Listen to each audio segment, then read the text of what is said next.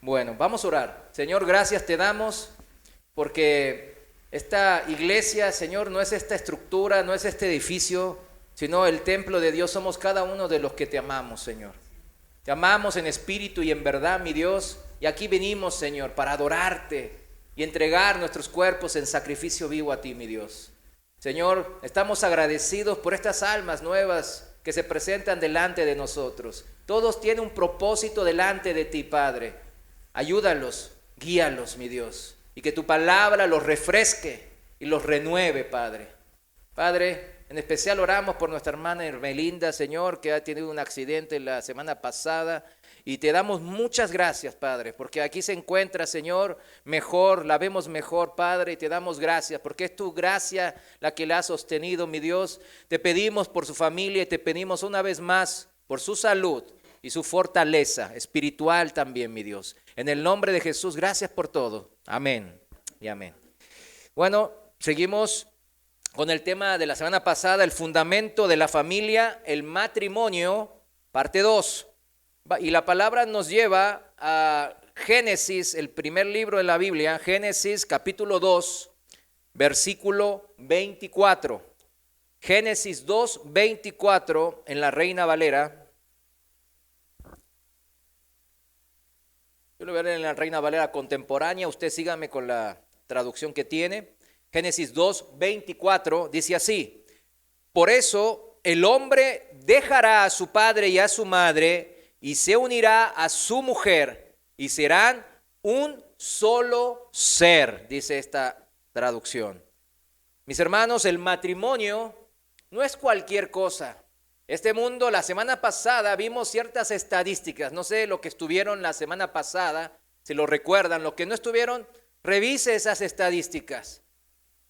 No fueron dichas para asustarlos, pero yo quería, Dios puso en mi corazón esa vez que dé datos más específicos, porque siempre decimos, es los últimos tiempos, siempre decimos, la cosa está muy negra, muy tétrica, muy desviada, muy pervertida.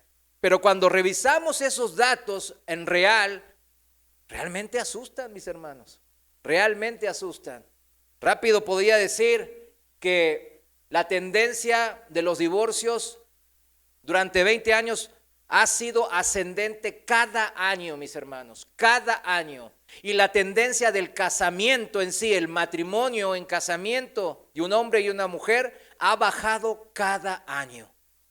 Esa es la sociedad en donde nuestros hijos, algunos nietos, viven y tienen que lidiar día a día con eso. Acuérdense que una de las estadísticas más que me pegaron a mí realmente en mi mente fue que dentro de 17 años, tan solo 17 años, si seguimos con la misma proyección de porcentaje de divorcios que hay, en el 2040, en 17 años, el 97% de los matrimonios se divorciaría. O sea, de 100, 97. Y aquí habemos muchos que tenemos hijos de que en ese periodo buscamos que se casen, ¿sí o no? O nietos, ¿verdad? Y miren en qué tétrica situación está. Yo quiero que los que ya nos hemos casado, vivimos también tiempos difíciles, pero no tantos como esto. El matrimonio heterosexual de un hombre con una mujer ha reducido a niveles mínimos. Y de los que se casan, vimos que muchos usan aplicaciones en el celular, aún teniendo su pareja, para encontrar otra y cometer adulterio. Y vimos que ese porcentaje estaba en 30 y tanto, 1 de cada 3. 1 de cada 3. Y yo soy testigo de gente del mundo que hace eso. No son puras estadísticas. Y yo sé que ustedes, varios de aquí, son testigos de compañeros de trabajo, ¿verdad? Seguramente de amigos del mundo que tiene, bueno, amigos entre comillas. Es tétrico, es triste. Pero no es tarde, ¿verdad? Porque la palabra de Dios siempre nos confronta y siempre restaura, siempre edifica y siempre une. Amén. Fíjense, decimos que el matrimonio es lo primero que creó Dios en esta tierra como institución. Si es lo primero, sabemos que para Dios es muy importante. Y el diablo se ha encargado, y lo vimos la semana pasada, de destruir esta institución santa del matrimonio. Una institución, como definición para que algunos se vayan ahí entendiendo, es una organización, algo organizado, ¿verdad? Establecido o fundado para desempeñar, realizar una función de interés público, o sea, a la sociedad. Esto está escrito, fíjense bien, porque muchos dicen, no, la Biblia no sirve para nada. Génesis es puras fábulas, puros cuentos. Pero ahora vamos a ir a Génesis y vamos a ver cómo Dios instituyó esto. Esto está escrito en el primer capítulo de la Biblia, Génesis capítulo 1. Vayamos ahí, mis hermanos. Génesis capítulo 1, versículo 27. En la Reina Valera, yo lo voy a seguir leyendo en la Reina Valera contemporánea. Ustedes, en la que usted tiene ahí o en la pantalla, sígalo por favor. Y dice así la palabra de Dios en el versículo 27. Y Dios creó al hombre a su imagen. Lo creó a imagen de Dios. Hombre y mujer los creó. Este es un pasaje muy importante que el mismo Jesucristo, nuestro Señor, cita, ¿verdad?, en los evangelios. Fíjense bien aquí, pocas palabras, pero hay que desglosar un poco este versículo, hoy en día muy mal interpretado. Imagen, a su propia imagen, dice que nos creó, ¿verdad?, al hombre y a la mujer, ¿verdad? Dice así, en el hebreo es tselem, selem. Y eso significa, a la imagen de él significa a su parecido, a la apariencia de Dios. Pero sabemos que Dios no tiene cuerpo, ¿verdad que Dios no tiene cuerpo? Él es espíritu, dice la palabra. Entonces, esto significa cómo fuimos entonces creados a la apariencia de Dios. Esto significa que el hombre lo creó para parecerse a Dios, en que le dio eternidad. Nos dio eternidad. Dice Eclesiastés 3, ha puesto eternidad en el corazón de los hombres. Esa es la gran diferencia con cualquier otro ser vivo. Aquí lo acabamos de demostrar. Y es importante empezar bien de esta base, porque si no, hoy día ha salido que no solo es entre seres humanos el casamiento, ¿verdad? Hay gente que ya se casa con árboles, con animales. Está tremendo. Ay, hermano, ¿a poco sí? Hay gente que aquí pues no ve muchas noticias. Y no los quiero asustar. Yo tenía muchas estadísticas la semana pasada, pero ya le vi a cara así, como que a algunos se le estaba bajando la presión. Y dije, no, pues mejor le paro aquí. No se me vaya a desmayar alguien. Otros me hacían así como que, pues sí, ya lo sabemos. Ya sabemos todas esas estadísticas feas. Pero le digo que es importante entender esto. Hechos a imagen de Dios. O sea, a la apariencia de Dios con la eternidad de Dios en nosotros, mis hermanos. Qué importante es eso. No somos animales como dice la teoría de la evolución o la gente secular. No somos animales. No venimos del chango. Venimos a la imagen de Dios directamente. Esa es la gran diferencia, gran diferencia. Y otro aspecto, mis hermanos, de haber sido creados a la imagen de Dios, que tanto se ataca ahora, es que nos creó hombre y mujer. Ese es el segundo aspecto importante de acá. Y esto da a entender la capacidad, escúcheme bien, la capacidad de dos personas de unirse en una relación santa y pura y así ser uno. Como el Padre y el Hijo son uno. Para los que anotan Juan 10:30, ténganlo en mente, porque es un versículo muy usado, ¿verdad? Juan 10:30. O sea, nos dio la capacidad de que dos personas diferentes, hombre y mujer, se pudieran unir en una relación íntima, pura, santa, única, que Él creó. Como Él y el Hijo son uno, son dos personas en uno, dice. Y en el siguiente versículo 28, viene el decreto divino donde crea la institución del matrimonio. Vayamos ahí, 28. Y dice así, fíjense cómo empieza. Y los bendijo Dios con estas palabras. O sea, el matrimonio es ¿para qué? Bendición. Aunque a uno le esté sufriendo, pero la sufrimos por nuestra maldad. No porque Dios creó una mala institución. Los bendijo con estas palabras. Reprodúzcanse, multiplíquense y llenen la tierra, domínenla, sean los señores de los peces del mar y de las aves de los cielos y de todos los seres que reptan sobre la tierra. Aquí está. Esta es la organización, la institución establecida para desempeñar una función en el mundo natural, en la tierra.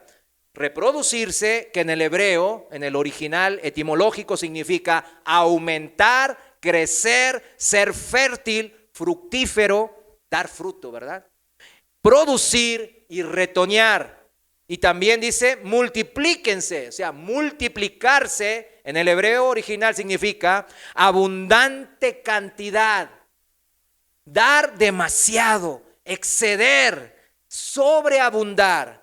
Engrandecer numerosamente. Miren, ¿cómo empezamos este versículo? Y los bendijo por la palabra, porque dijo, los bendijo con estas palabras. Dios habla y bendice.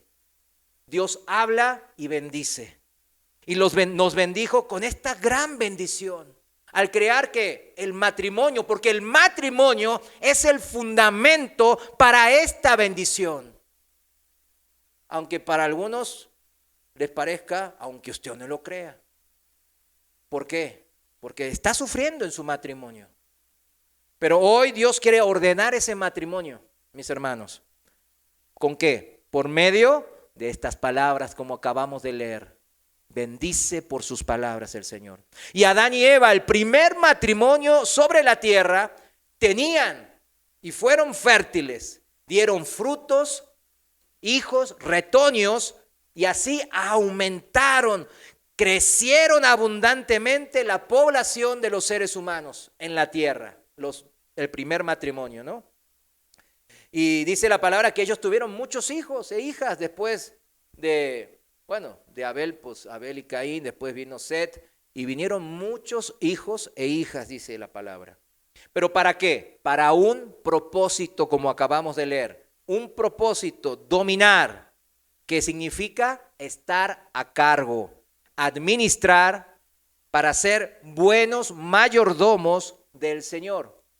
Muchos dicen que esta misma encomienda divina vamos a tener también en la vida venidera. Esta misma encomienda de Génesis 1 vamos a tener en la vida venidera, porque escrito está también en Apocalipsis 5:9, dice que, no lo busques, si quieres se lo leo. Sí, Apocalipsis 5:9 dice, con tu sangre redimiste para Dios, o sea, al Cordero de Dios, a Jesucristo. Con su sangre nos redimió para Dios gente de toda raza, lengua, pueblo y nación. 10, y para nuestro Dios los hiciste reyes y sacerdotes y reinarán sobre la tierra. En la vida venidera nos ha dado una encomienda similar a la que acabamos de leer en Génesis 1. Vamos a reinar sobre la tierra, a ser administradores, buenos mayordomos del Señor sobre todo lo que Él creó.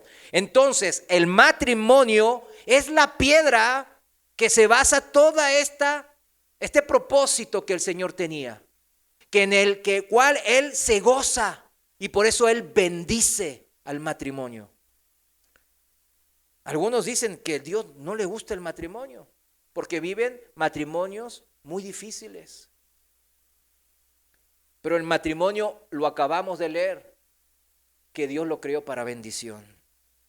El matrimonio es la primera institución que Dios creó en la tierra, como lo acabamos de corroborar en la palabra. Y vimos que tenía un concepto, un hombre, un concepto, no hay 2, 3, 1000 conceptos, no, uno, un hombre y una mujer creados a imagen de Dios, con eternidad en su corazón y capacidad para juntarse dos en uno y formar ser uno.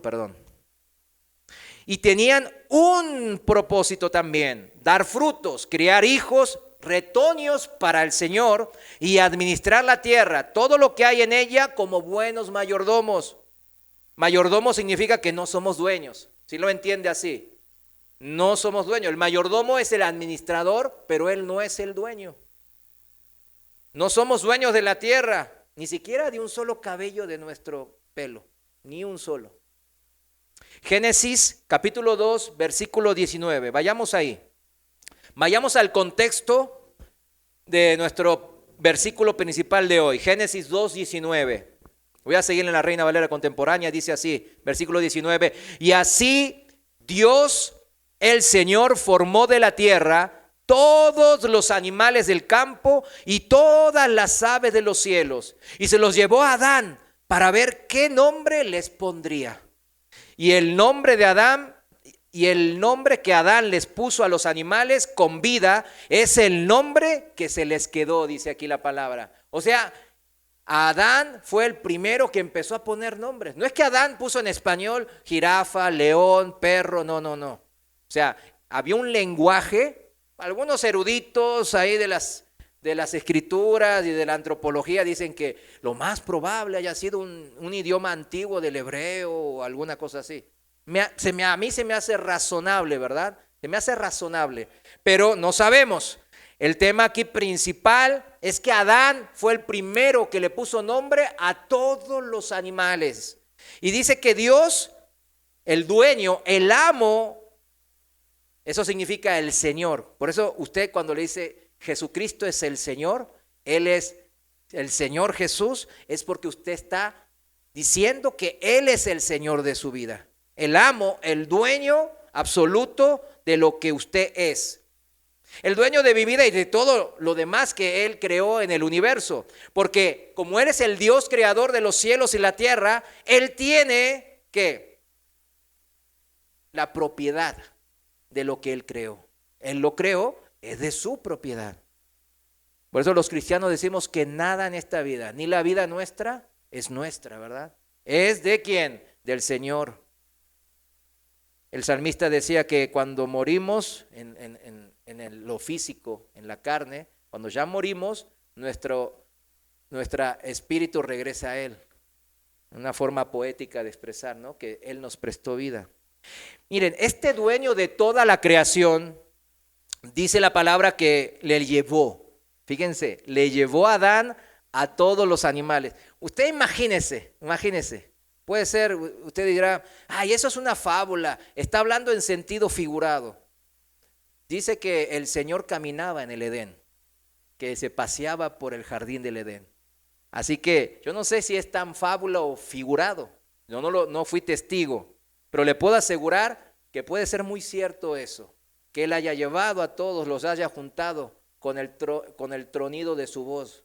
Y ahí estaban los animales, llevándolos a todos ante Adán, su máxima creación, el hombre. Y toda la creación de los animales, ¿verdad? Y el nombre que Adán les pusiera iba a quedar como bueno y definitivo para ese animal. ¿Qué significa eso? ¿Qué significa esto? Que el dueño, el amo y el Señor le estaba delegando esa responsabilidad a su mayordomo. Él no puso dos mayordomos, no le dijo al león, tú vas a ser mayordomo y al hombre tú también, y después se van a competir a ver quién es mejor mayordomo. Nomás le dijo al hombre y no le dijo ni al dinosaurio, aunque algunos niños querrían que al dinosaurio también, ¿no? Pero no le dijo al dinosaurio, le dijo al hombre nomás. Por eso desde la antigüedad siempre ustedes saben que poner un nombre, ¿quiénes lo hacían y quiénes lo hacemos? Los padres, porque tenemos, no digo que es nuestra propiedad nuestros hijos, pero nacieron de nuestras entrañas, así se le dice, ¿no? Que son nuestros hijos en ese sentido. Por eso siempre los padres ponen el nombre a su hijo. Que las personas que tienen autoridad significa ponen el nombre a la otra persona. ¿Quiénes pusieron los nombres a sus hijos? Pues nosotros, ¿verdad? Los padres. Y los que no lo hicieron ustedes mismos, seguramente de un ser querido, de un abuelito seguro, recibieron una una sugerencia, pero al final ustedes como padres decidieron, autorizaron, entre comillas, ponerle ese nombre. Ay, qué bonito suena, no lo había pensado así. Vamos a ponerle ese nombre. Y autorizaron ese nombre. Y recordemos que el nombre de una persona en la Biblia y en los registros históricos seculares también, siempre tiene un simbolismo muy importante, siempre. El nombre tiene un simbolismo importante.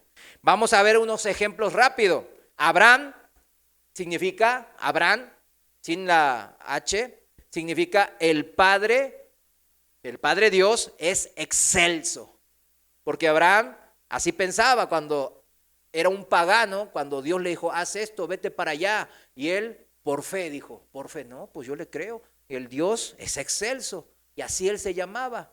El padre cuando le puso ese nombre, él no era profeta quizás, pero así se lo puso. Dios tenía un propósito así para Abraham. Y Dios le cambió su nombre a Abraham, padre del pueblo o padre de las multitudes.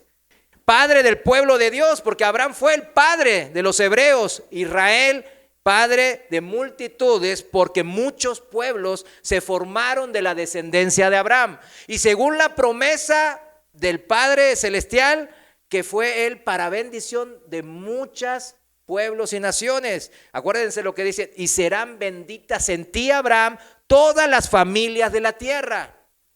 Por eso, cuando Dios le puso ese nombre, no fue casualidad. No hay casualidades. Jacob en el hebreo significa suplantador, engañador. Pero cuando Dios lo cambió a Israel, significa el que lucha, el que influye, el que se esfuerza con Dios. También significa que él gobernará como Dios. Y la nación que se formó de Israel, de Jacob, ¿cuál fue? Pues la nación de Israel, que era la nación sacerdote que debería de haber sido luz a las naciones y enseñar los mandamientos de Dios. Pero ¿qué hicieron ellos? Se la creyeron. Pensaron que eran la élite, los únicos elegidos, los que más Dios amaba y a todo el mundo despreciaba. ¿Y qué pasó? Fueron desechados. Gracias a Dios, Dios nos desecha para siempre. Por eso dice Pablo que ellos van a ser reinjertados. Pero mientras tanto, ellos en ese orgullo y rebeldía fueron desechados. No cumplieron su función de nación sacerdote. Fíjense José. José significaba Dios añadirá. O el hombre que multiplica. ¿A poco no multiplicó José? De la nada, de esclavo, pasó a ser el número 2 del imperio más grande de la época, el egipcio.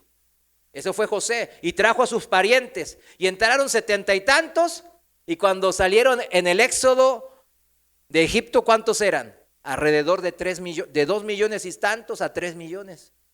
Imagínense, el hombre que multiplica. No solo la comida en la escasez, sino las bendiciones. Y también los retoños, los hijos del pueblo de Dios. Así es José, no era casualidad. David, el querido, el amado, el elegido de Dios, un hombre conforme al corazón del mismo Señor y figura de qué? Del que habría de venir, el elegido final, el verdadero, el Mesías. Por eso David, el querido, el elegido de Dios. No es casual, mis hermanos. Fíjense, también hay casos negativos en la Biblia. ¿Se acuerdan todos de Nabal? Nabal, el primer esposo de Abigail. Él, su nombre significaba necio, atolondrado e insensato. Yo no sé quién le ponga ese tipo de nombres a los hijos, pero nada es casual en la Biblia. Porque en 1 Samuel 25, cuando David se acercó a pedirle ayuda a Nabal, porque sus hombres estaban ahí hambrientos, Nabal lo rechazó. Y fue así como después Abigail muy sabiamente fue y calmó la ira de David. Y después pasó a ser, después de la muerte de Nabal, pasó a ser la tercera esposa del rey David. Fíjense, también Isaías. Isaías significa Jehová es salvación. Jehová es salvación. ¿Y cuál profeta habla más del Mesías, que es nuestro Salvador? Isaías. O sea, el nombre siempre es importante. Un último nombre, Daniel. Dios es mi justicia. Justicia de Dios significa. ¡Wow! Y fue Daniel el que vivió una vida justa. ¿Se acuerdan del libro de Daniel? Y en medio de la paganidad de Babilonia. Y Dios hizo justicia en su vida, bendiciéndole en nación extranjera y revelándole profecías de lo que habría de venir en los últimos tiempos, cuando se iba a manifestar la justicia de Dios al final con todo el mundo. Por eso Dios le llamó justicia de Dios, porque él iba a ser el que más iba a revelar de esa justicia venidera final. Entonces, que el Señor le haya delegado al hombre, a Adán, el poner los nombres de su creación, tiene un significado simbólico importante. Le está diciendo al hombre y a las demás creación viva, que el ser humano va a ser mi representante legal en la tierra, mi delegado, mi mayordomo. Si continuamos ahí en el pasaje de Génesis 2, ahora versículo 20, vayamos ahí al versículo 20 en Génesis 2, y dice así: Adán puso nombre a todos los animales y a las aves de los cielos y a todo el ganado del campo, pero para Adán no se halló una ayuda a su medida, dice en esta traducción. Para Adán, ¿qué no se halló? Una ayuda a su medida. Adán, en este versículo 20 podemos ver que fue obediente. ¿A qué cosa? Al mandato de Dios. Cuando uno es obediente, uno recibe la bendición, el propósito del Señor final que tenía con el hombre, que es bendecirnos. Ese es el propósito final. Lo vimos en el versículo anterior. Ahora, Adán puso manos a la obra, recibió el mandato, la encomienda de Dios, dijo: híjole, a trabajar. El Señor me puso a poner nombres. ¿Usted cree que es fácil ponerle nombre a todos los animales que hay por ahí y por acá? Y tú te vas a llamar león, y después viene el león por ahí caminando y tigre, y el león no le hace caso. Tigre, y, ay, ¿cómo se llama? No, jirafa. No, le habías puesto león, y el león: oye, me pusiste león, ¿qué onda? ¿Soy tigre o león?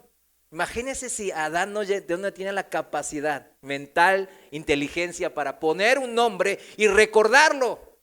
Póngase en el lugar de Adán, que Dios le dé esa encomienda. No, desisto. ¿Cómo no lo voy a poder hacer?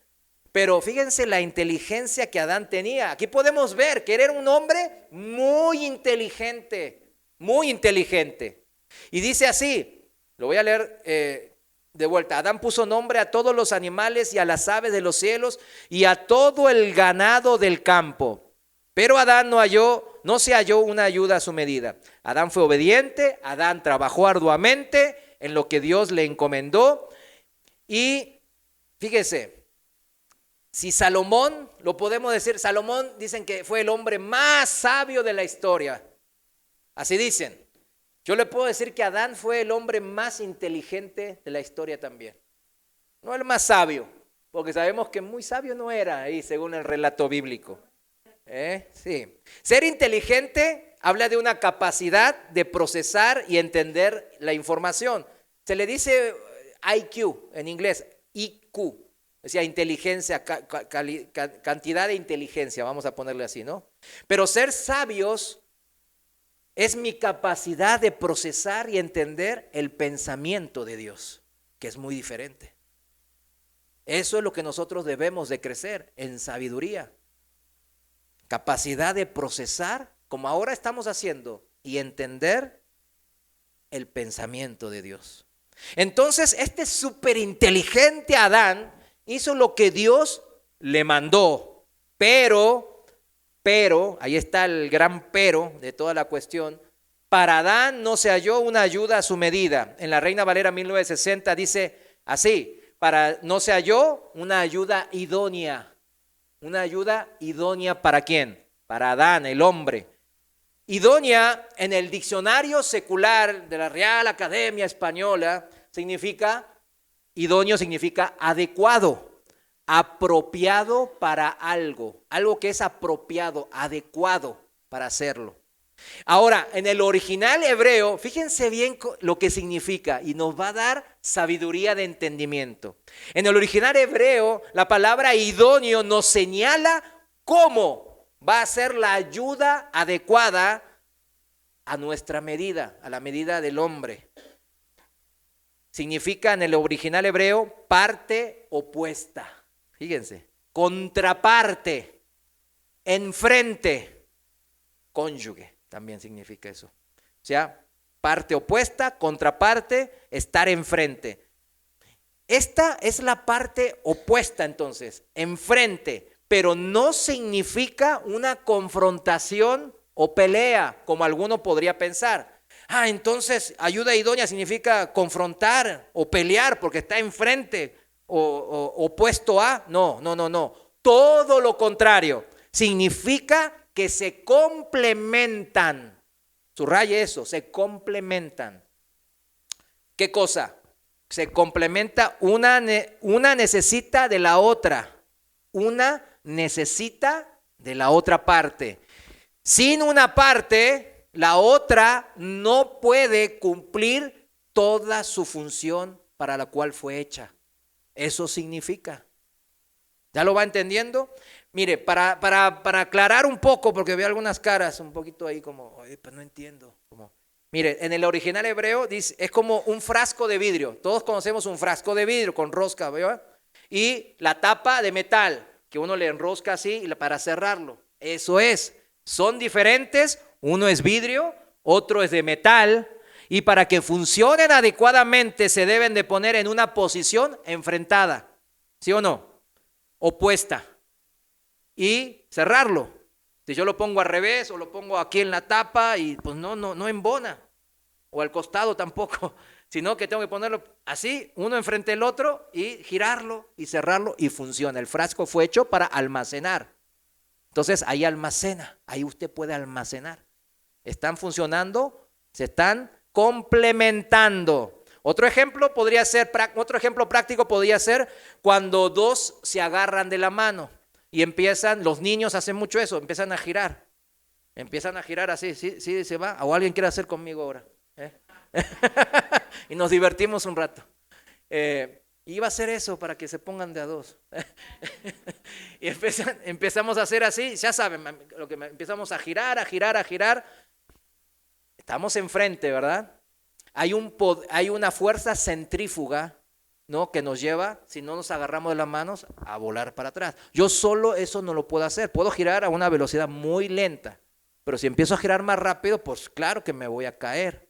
Pero si agarro la mano de otra parte, enfrentado a mí, agarro su mano y vamos girando en sincronía, la fuerza centrífuga nos lleva para afuera, pero porque estamos agarrados y enfrentados nos mantiene. Eso es el matrimonio en el hebreo original. Eso es. Las personas se tienen que ubicar enfrentadas, contrapuestas. Eso significa. Si se entendieron los ejemplos, digan amén, a ver. Amén, ya. Podemos avanzar. Eso es ser ayuda idónea. Muy importante para los que estamos casados, para rectificar nuestro rumbo, ¿sí? Enderezarlo. Y para los que no están casados, empezar lo más derecho posible. Entonces terminó ahí la historia. Dios dijo, pues ya terminé toda la creación, ni modo Adán. Yo pensaba que todo estaba bien, pero bueno, en la vida venidera Adán te va a tocar ser como los ángeles que no necesitan casarse, así que aguántate, te voy a mantener bien ocupado. ¿Dijo eso el Señor? No. El Señor, no, se me hubiese dicho eso, no, pues no, imagínense. Pero fíjense, este relato en Génesis 2, cómo le da la importancia, ¿verdad? Que en Génesis 1, toda la creación, día por día, y así, y de repente, todo un capítulo para hablar de la institución del matrimonio, porque para Dios importa y mucho el matrimonio. Claro que no lo dejó solo al pobre Adán, al desdichado Adán. Nomás trabaje y nada. Entonces continuamos la historia en el versículo 21. Vamos al 21 y dice así: entonces Dios el Señor hizo que Adán cayera en un sueño profundo y mientras éste dormía, le sacó una de sus costillas y luego cerró esa parte de su cuerpo. O sea, ese es el primer relato de una cirugía, de anestesia, lo durmió y le hizo una cirugía. ¿Cómo lo habrá hecho? ¿Quién sabe? Si con el león, con la jirafa, con el hipopótamo, yo qué sé. ¿Cómo lo habrá hecho el Señor? Ustedes imagínense, por eso nos dio imaginación, ¿verdad? Pero miren, lo importante es que Él la hizo y que Él es Dios. Para Él nada es imposible. Y sacó una costilla de Adán. ¿Por qué no la creó aparte como creó todo de la nada? Porque quiso dar un ejemplo y nos quiso dar una enseñanza. Eso es lo importante. Sacarle una costilla a Adán significa que la mujer fue creada para estar al lado de ¿quién? De su marido. No para andar haciendo ahí en bares o viajar, o sea, no. Fue creada para estar al lado de su marido. Ese es el simbolismo que tiene. Porque no tenía que haber usado la costilla. Por eso la mujer es el único ser creado de algo. Porque todo lo demás fue creado ¿de qué? De la nada. Por la pura voz, el Señor creó todo de la nada. Esa es la grandeza de nuestro Señor. Pero a la mujer, Él dijo, no, la voy a crear de la costilla del hombre. Para que sepan que van a ser unidos en algo santo. No arriba, no fue creado del cráneo, de la oreja, del hueso de la nariz, no, de la cabeza no es para dominarlo. Y cuando hablamos de dominar, en este mundo que ahora vivimos, en donde la mujer quiere dominar al hombre, porque dice, ahora ya nos liberamos, ahora miles de años de subyugación, que nos trataron como nada y ahora van a ver y se arremangan, ¿verdad? Y salen, se pintan el pelo de verde y salen allá a las calles con pañuelos verdes. Y una vez me tocó, iba a Casa Oración Centro por una reunión pastoral y quedé atrapado ahí en Federalismo y Vallarta. Ahí pasaba toda la gente. Y el carro que estaba enfrente mío se quedó un poquito adelante de la avenida. Y las mujeres se subían a su capó arriba. Y era un hombre pobre. Entonces le decían, toma. Le estaban diciendo groserías. Y yo estaba atrás de él y dije, Señor, me protegiste.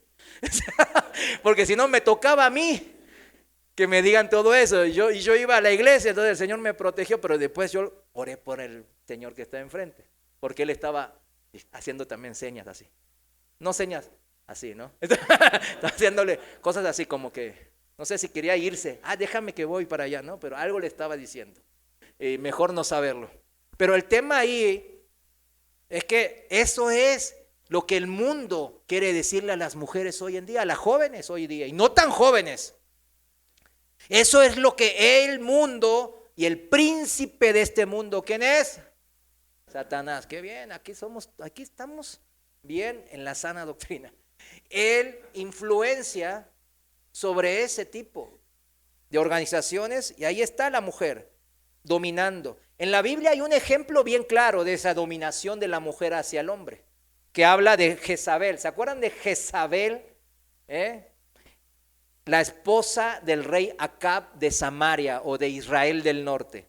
Y esa Jezabel, nomás lo voy a citar rápido.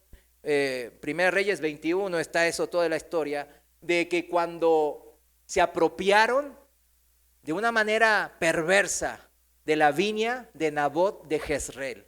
Nabot de Jezreel tenía una viña al lado del palacio del rey. El rey obviamente decía, híjole, aquí quiero mis canchas de fútbol, de tenis, híjole, y ahí está este Nabot híjole, tiene puros, híjole, nomás sembrando maíz. Esto ya se aumentó el metro cuadrado, hombre, 100 veces, y que con maíz, no le sale, pero es tonto Nabot. Entonces fue el rey acá a hablar con Nabot, le dijo, oye, te compro, o te lo cambio por algo, por otras cosas mejores allá, en colinas de San Javier, en Acueducto, ya te voy a dar mejores tierras. Y Nabot dijo, no, esta es la tierra de mis padres, aquí yo nací, aquí yo voy a morir. Entonces, ¿qué hizo el rey Acab? Como un niño se fue a su casa, al palacio, entró, se acostó y dice que la Biblia dice que hizo así, así. Así dice la Biblia, chéquenlo. Yo me quedé, este Acab era un niño, ¿verdad? Y entonces vino su esposa Jezabel y le fue y le dijo, ¿qué pasa, mi amorcito? ¿Qué pasó, mi reycito Acab? Como un niño. Así trata a la mujer dominante, ¿no? A su marido. No digo que no sean cariñosas. Ya después, no, el hermano dice que no seamos cariñosas, no sean cariñosas, sean cariñosas. Pero bueno, fue ahí, entiendan el concepto. Y lo bueno es que aquí todos son cristianos maduros. Entonces fue y Acab no dice que lloró, pero casi llorando seguro. Ay no, que Nabot, el vecino, no me quiere dar su terreno y le ofrecí cosas mejores. Y ya se arremangó la Jezabel. Dijo, déjame a mí, yo ahorita vas a ver, yo te lo resuelvo. Y dice que ella misma agarró el sello del rey. Fíjense la autoridad de ella. Ella era el rey, estaba arriba del rey Acab. Tomó el sello y mandó cartas. Agarren a 2 perversos hombres como testigos. ¿Se acuerdan que necesitaban mínimo 2 testigos para encarcelar o matar a alguien? Vayan al pueblo, a los ancianos. Y los ancianos parecen que eran de los gobiernos de hoy en día. Los ancianos, que eran los gobernadores de esa época, aceptaron el soborno, la corrupción, la mordida. Y la reina lo dice, pues ella es arriba del rey, seguramente habrán pensado. Y entonces contrataron a 2 tipos malos para que hablara calumnias y mentiras contra Nabot y lo mataron apedreado. Ahora, fíjense bien, todo tiene consecuencias en la vida, porque Dios no puede ser burlado. Entonces Dios le dice a su profeta a Elías y le dice, ve con el rey Acab que yo tengo sentencia y tengo castigo para él. ¿Y qué pasó ahí? Dice así en el versículo 19, no lo busques, dice, ¿no mataste y también has despojado? Volverás a hablarle diciéndole Jehová a Elías, así ha dicho Jehová, en el mismo lugar donde lamieron los perros la sangre de Nabot, los perros lamerán también tu sangre y tu misma sangre, o sea, los descendientes. Y a Jezabel también. El rey Acab parece que era alguien sensible. El problema que su esposa estaba no al lado como ayuda idónea, sino que estaba dominándolo. Porque él, cuando Nabot lo rechazó, él le dijo, guardias, arréstenlo. ¿Dijo eso? No. Aunque él era una persona mala, tenía temor de Dios. Y de hecho en este mismo capítulo, después léalo, está bonito. El rey Acab, cuando Elías lo confronta, ¿qué hace? Hace como David, fíjense, hasta me sorprendió. Empieza, ¡ay, Señor! Y empezó, rasgó su revestidura, se puso, así es la tradición hebrea de la antigüedad, y empezó a llorar y se arrepintió. Y Jehová, nuestro Dios, dijo, mira acá, se arrepintió. Porque se arrepintió de todo corazón. Lo que yo dije, profeticé por medio de tu boca, Elías, no lo voy a cumplir hasta que él muera.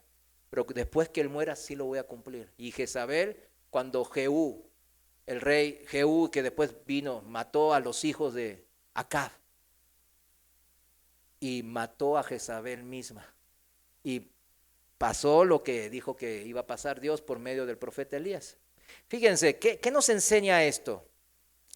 Bueno, que los mandamientos de Dios, lo que estamos viendo, proverbios, ¿verdad? De los sabios, pues vemos rápidamente que Jezabel incumplió varios consejos, ¿no? El consejo 1, el consejo 4, el consejo 10, los mandamientos, pues varios mandamientos también, ¿no? Mandamientos, el 6, no matarás, el 8, no robarás, el 9, no vas a levantar falso testimonio, el 10, no codiciar lo ajeno, etcétera, ¿verdad?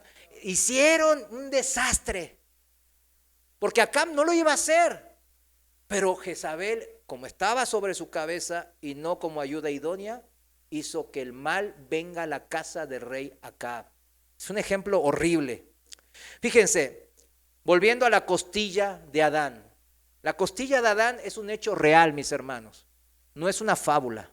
Es una operación verídica por el mismo Dios Todopoderoso que nos da una enseñanza real y práctica. La mujer es ayuda idónea desde el costado, a un lado de su marido. Así fue creado el matrimonio, mis hermanos. En otra posición es imposible ayudar apropiadamente al marido o ayudarse mutuamente, porque el marido también tiene que ayudar a su esposa. Entonces, pues si está aquí o está acá, no se puede. Si está a los pies, el otro ejemplo, ¿verdad? Vimos el de la cabeza con Jezabel, pero si está a los pies la mujer, o sea, lo que ha pasado durante siglos en la historia de la humanidad, en donde la mujer no tenía ni derecho a voto, no tenía, no calla, no podía ejercer ningún mando, etcétera, etcétera. Todo eso fue durante siglos y fíjense, la Biblia no esconde eso. Díganselo a sus hijas que están ahora influenciadas, a sus nietas, que están influenciadas por este movimiento liberal, radical, horrible, donde hablan cosas bien feas esas mujeres. Díganselo que en la Biblia sí sale. La Biblia no esconde las cosas. La Biblia lo aclara, lo revela. Es una revelación de Dios. Tampoco, mis hermanos, puede generarse ese contrapeso equilibrado que Dios diseñó al principio del matrimonio para que funcione bien, cuando está la mujer abajo también. Porque el hombre dice, no, yo a mi manera la hago, mejor tenerla abajo, porque si se me sube, no, hombre, no me vaya a salir otra Jezabel. Ya no. Abajo también el matrimonio no funciona. Cuando está a los pies, a la altura de los pies del hombre, siempre es una tentación el pisotear a la mujer. Por la maldad que mora ¿en dónde? En nosotros, como dice Pablo. Eso se llama, en la Biblia se llama enseñorearse de la esposa. Enseñorearse. O sea, dominarla y adueñarse de su vida. Eso en la Biblia no está. Sí está la profecía del Señor, que es una profecía. Miren, vayamos rápido a Génesis, un capítulo más. Génesis 3:16 dice, a la mujer, cuando Dios le dio las consecuencias de su pecado a la serpiente, a la mujer y al hombre, a la mujer le dijo así, multiplicaré en gran manera los dolores de tus preñeces, con dolor darás a luz a los hijos. Usted sabe que la mujer es el único ser vivo que da a luz con dolor. Ustedes vieron cuando una jirafa, un elefante, o sea, los mamíferos, dan a luz, están comiendo, se acuestan, ya y sale. Y vámonos, y se levanta y sigue con lo suyo. Entonces, aquí está, la mujer solo. ¿Por qué? Por la consecuencia del pecado. Mejor que morir fue, ¿verdad? Porque uno dice, ay, ¿por qué pasó eso? No, para que le enseñe a la mujer que multiplicarse, fructificar, va a ser difícil porque ya no están en el jardín del Edén. Al hombre dice que va a ser más difícil trabajar. En el jardín del Edén él nomás extendía la mano, había frutas de toda clase. Pero ahora no, ahora tenía que arar el campo con el sudor de su frente. Y a la mujer entonces le puso, vas a trabajar, no, le dijo, como vas a dar, ahí te voy a ti poner eso. Y después dice, y tu deseo será para tu marido, o sea, tu voluntad estará sujeta a tu marido. Y él se enseñoreará de ti. Esta es una frase muy mal interpretada. Y yo ya lo he comentado aquí un par de veces. Pero aquí enseñorear obviamente significa gobernar de una manera dictatorial, como un dictador. Dominarla, subyugarla a mis pies. ¿Sí me entiendes? Bésame los pies. Ahí te quiero, esposa. Eso es lo que pasó durante miles de años. ¿Sí o no? Eso pasó. Pero ¿qué quiere decir el Señor? Entonces el Señor lo provocó. A ver, mis hermanos, esto me gustaría preguntarlo. El Señor lo provocó, ese enseñorearse del hombre a la mujer, de dominarla, de hacerla un ser humano de segunda clase. No. La vida esta vida de las esposas no fue el plan de Dios. Más bien aquí en Génesis 3:16 estamos viendo la profecía que emitió el Señor a consecuencia de la maldad del hombre, que se aprovecharía de su posición social y su fortaleza física para adueñarse, enseñorearse de las vidas de sus mujeres. Y eso lo prueba muy bien con un solo versículo. Hay varios, aquí tengo varios, pero voy a leer el más significativo para mí en el Antiguo Testamento. En los evangelios hay muchos. Vayamos a Malaquías capítulo 2, versículo 10. El último libro, fíjense, también no es casual. Estábamos en el primer libro y ahora nos vamos al último libro del Antiguo Testamento. Y Malaquías capítulo 2, 10, vamos a ver al corazón de Dios, lo que realmente el Señor deseaba. Él no deseaba que el hombre se enseñoreara, pero más sin embargo él sabía por la maldad del hombre que se lo iba a hacer durante miles de años. Y dice así la palabra de Dios en Malaquías 2:10, ¿acaso no tenemos todos un mismo Padre? ¿Y acaso no nos ha creado un mismo Dios? Si esto es así, ¿por qué somos desleales el uno contra el otro y profanamos el pacto de nuestros padres? Aquí el autor, Malaquías, ve la deslealtad, la falta de fidelidad de los hombres hacia sus mujeres, hacia sus esposas. Por cualquier causa les expedían una carta de divorcio, cualquier cosita. Me quemaste, ahí está, en los dichos de los fariseicos. De hecho en el Talmud también está, por cualquier cosa se puede. Si me hace mal la comida, aparece. O sea, entonces la mujer temblando, ¿verdad? Imagínense. Porque por ahí le hizo una rica comida, pero como el corazón malo del hombre quería ya despedirla, no me gusta, pero siempre te lo hice así, mi amor. Cállate, vete, y te voy a dar la carta de divorcio. Vete. Y era así. Y Jesús fue el primero que les dijo a esos líderes, fariseos, escribas, a los del Sanedrín, les dijo, ustedes son así. Ustedes están haciendo algo que no fue en el principio como Dios quiso. Fue el primero que levantó la voz para que les digan a sus hijas y a sus nietas que están siendo engañadas por el príncipe de este mundo. El primero que levantó, el primero que luchó por la mujer fue el Señor Jesucristo. Y está escrito en su palabra. Y dice así, por cualquier causa expedían pues carta de divorcio, ¿no?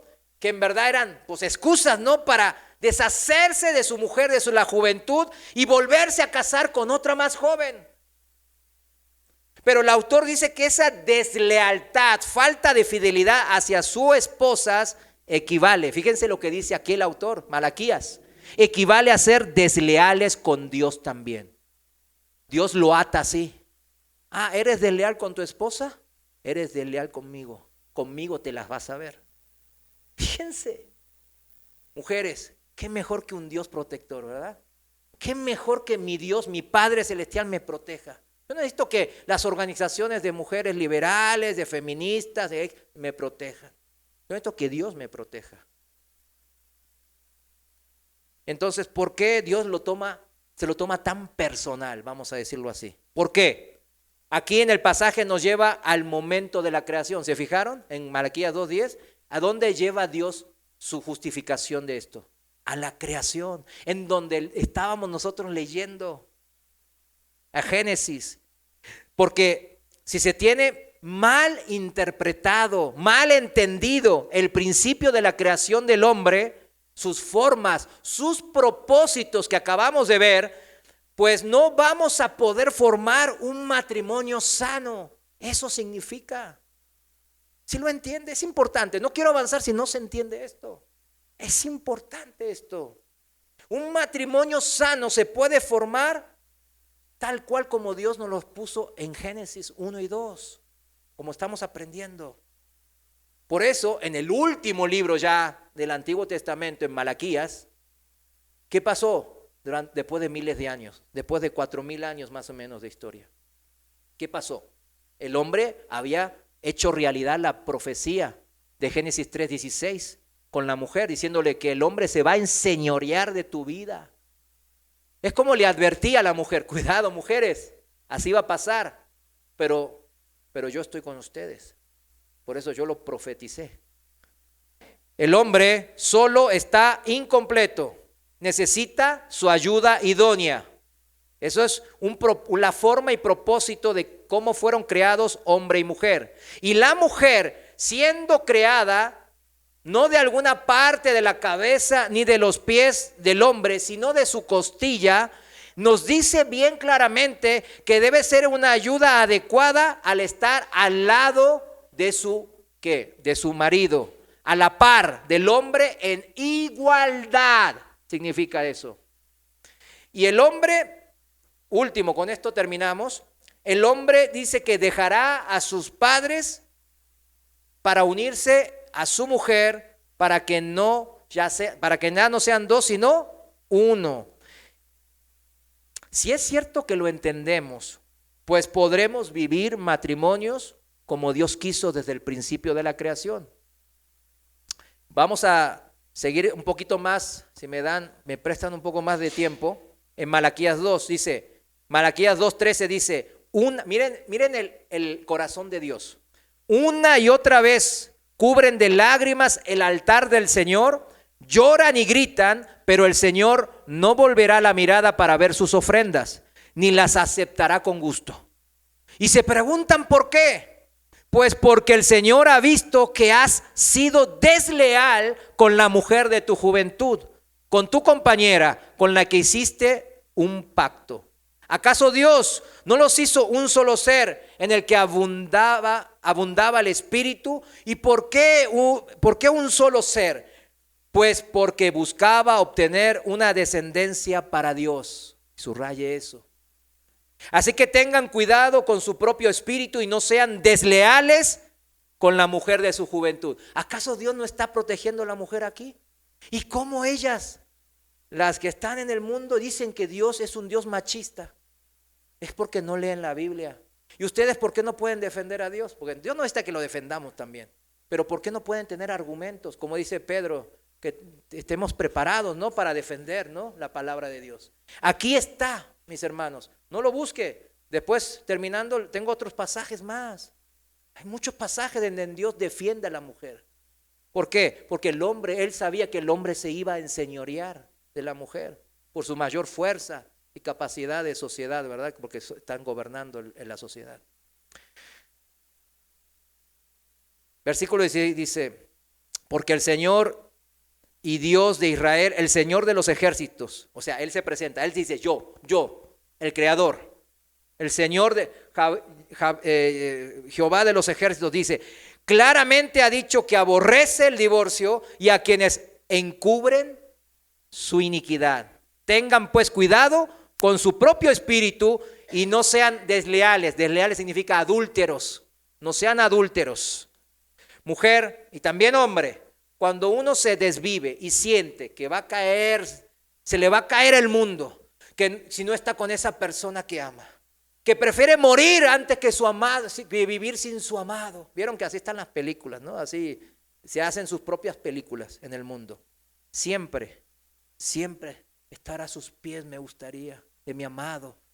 Realmente las mujeres son así, más sentimentales. Bueno, ¿qué aprendimos hoy? Esa no es la relación que Dios se agrada. Amén. Esa no es la relación. La relación es estar ¿en dónde? Al un lado.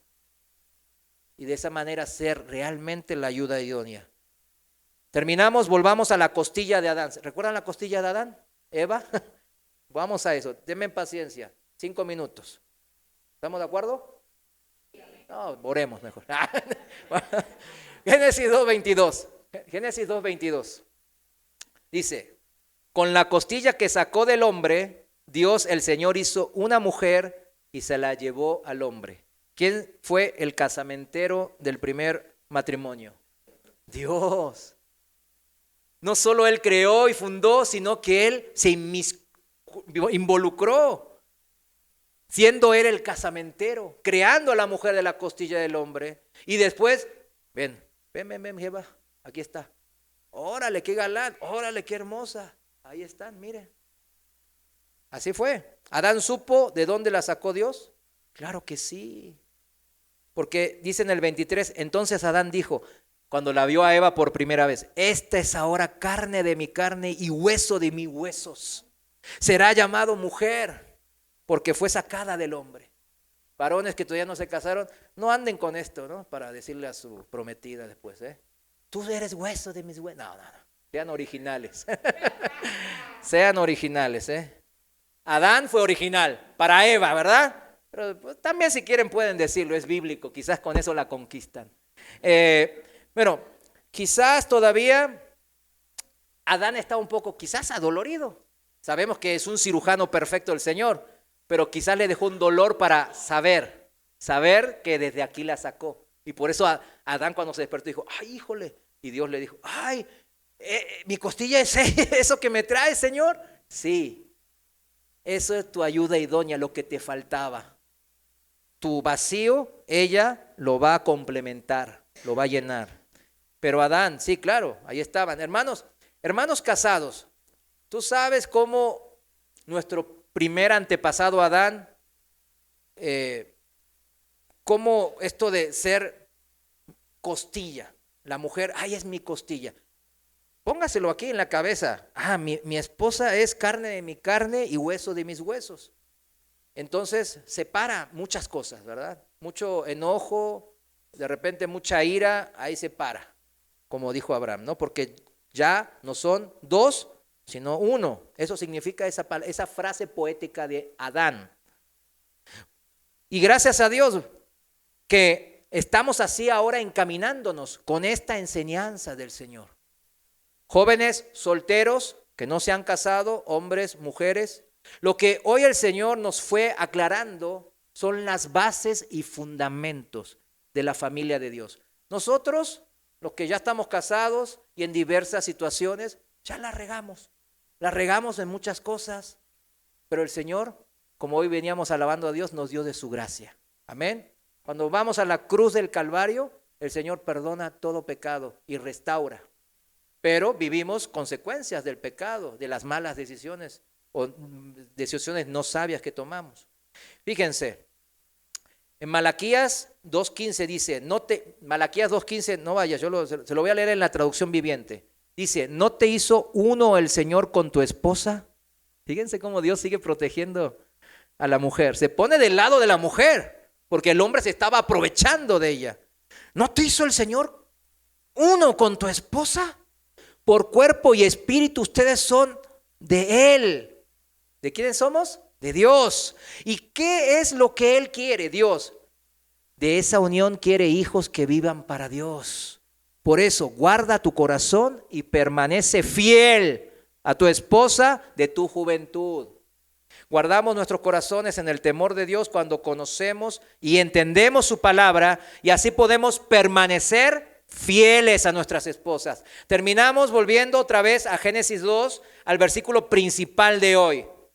Por eso el hombre dejará a su padre y a su madre y se unirá a su mujer y serán un solo ser. O sea, ahora ya se entendió el versículo principal de hoy, porque hoy lo explicamos, medio a la carrera al final, pero lo explicamos y se entendió. ¿Por qué? Dice, por eso ahora el hombre dejará a su padre y su madre y se unirá a la mujer. Escúcheme bien, jóvenes, la razón de dejar la casa de sus padres solo es esta, según la Biblia, el matrimonio. El querer formar una familia de Dios. No porque sí, no para vivir el día a día, no para vivirla, para que no hablen mal de mí, para no ser un solterón, una solterona y no me digan hablando atrás de mí, no. Se casa uno para formar esa unión perfecta y santa que Dios siempre así lo quiso y criar hijos de Dios. Amén. ¿Cuántos dicen amén? Póngase de pie, vamos a orar. Señor, gracias te damos porque hoy hemos aprendido mucho. Hoy hemos aprendido fundamentos principales, fundamentales, que tú nos has enseñado a través de tu santa palabra. Tu palabra ha entrado a nuestros corazones, ha derribado argumentos, ha roto huesos y coyunturas. y nos ha dejado quebrantados ante ti. Ahora, Señor, ayúdanos a que de ahora en más, Señor, sepamos bien lo que es vivir en matrimonio, el matrimonio que tú tenías planeado, del hombre y la mujer ayudándose mutuamente, siendo ayuda idónea, lado a lado, juntos, hasta que la muerte los separe. Ayuda a los jóvenes que no se han casado para que estén orando por esa ayuda idónea, por ese hombre responsable, ese hombre de Dios, que será cabeza de familia, porque Cristo es su cabeza. Y también por esa mujer, querer ser esa mujer, ayuda idónea de ese varón de Dios, y para así seguir formando familias de las que Dios bendice con su palabra.